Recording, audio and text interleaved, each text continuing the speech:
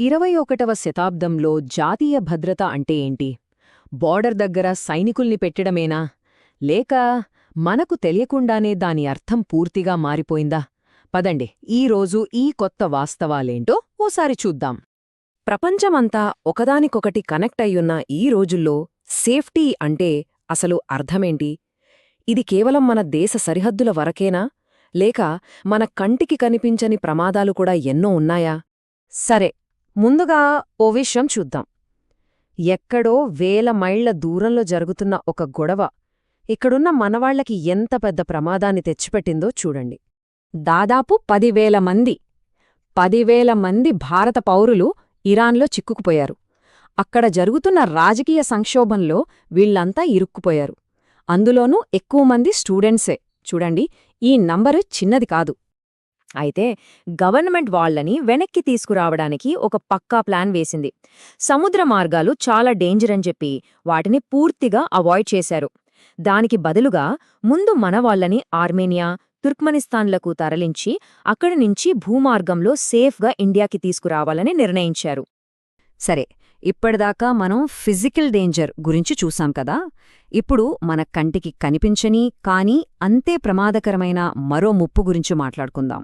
అదేంటంటే నిజం కోసం జరిగే యుద్ధం. ఇక్కడ చూడండి ఎంత పెద్ద తేడా ఉందో. ఒక పక్క ఇంటర్నేషనల్ లా ఏం చెప్తుంది? ఇరాన్ షిప్ మీద దాడి చేయడం తప్పు, ఇల్లీగల్ అని. కాని ఇంకో పక్క ఓ అమెరికన్ ఏఐ టూల్ ఏముందో తెలుసా? ఆ దాడి కరెక్టేనని చెప్పింది.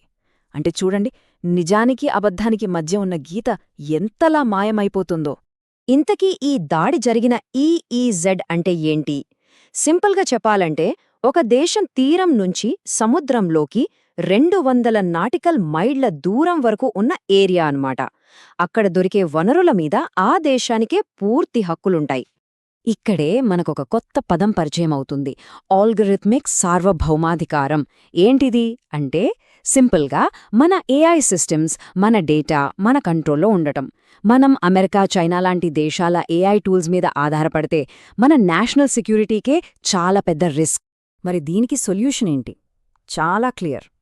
ఈ డిజిటల్ డిపెండెన్సీని తగ్గించుకోవాలన్నా, మన ఇన్ఫర్మేషన్ సేఫ్గా ఉండాలన్నా ఇండియా తన సొంత ఏఐ స్టాక్ని డెవలప్ చేసుకోవాల్సిందే. వేరే దారి లేదు. ఓకే, మన సమాచారాన్ని కాపాడుకోవడం ఎంత ఇంపార్టెంటో చూశాం, బానే ఉంది. కానీ బయటి ప్రమాదాల సంగతి పక్కన పెడితే మన దేశం లోపల మన సిస్టమ్స్ ఫెయిల్ అయితే పరిస్థితి ఏంటి? కొన్నిసార్లు అసలైన ప్రమాదం మన కళ్ల ముందే ఉంటుంది. 11 మంది ఆంధ్రప్రదేశ్లో కల్తీపాలు తాగి చనిపోయారు.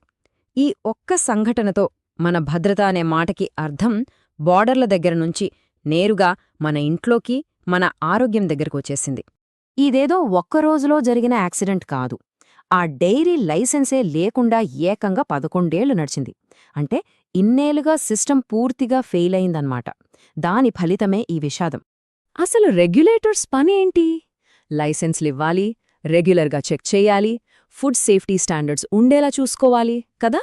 కానీ ఇక్కడ ఈ బేసిక్ పనులు చేయడంలోని సిస్టమ్ ఘోరంగా ఫెయిలై ప్రజల ప్రాణాల మీదకి తెచ్చింది. సరే, ఇప్పటిదాకా మనం 3 వేర్వేరు విషయాలు చూశాం. ఇరాన్లో మనవాళ్లు, ఏఐతో ఫేక్ న్యూస్, మన ఊర్లో కల్తీపాలు. ఇప్పుడు వీటన్నిటినీ కలిపి చూస్తే భద్రతకు ఒక కొత్త అర్థం కనిపిస్తుంది. 1. విదేశాల్లో మన పౌరుల ఫిజికల్ సేఫ్టీ. 2. మన నమ్మే సమాచారం ఎంత నిజమనేది. 3. మన దేశంలో మన ఆరోగ్యం, మన భద్రత. చూసారా, ఈ 3 కోణాలు కలిస్తేనే ఈ రోజుల్లో అసలైన జాతీయ భద్రత. మరి ఫైనల్గా ఒక ప్రశ్న: ఈ 21వ శతాబ్దంలో ఒక దేశానికి అసలైన ముప్పు ఏది? బోర్డర్ అవతల ఉన్న శత్రువా? మన ఫోన్లలోకొచ్చే ఫేక్ న్యూసా? లేకపోతే మన సిస్టమ్స్లోనే ఉన్న నిర్లక్ష్యమా? ఆలోచించండి.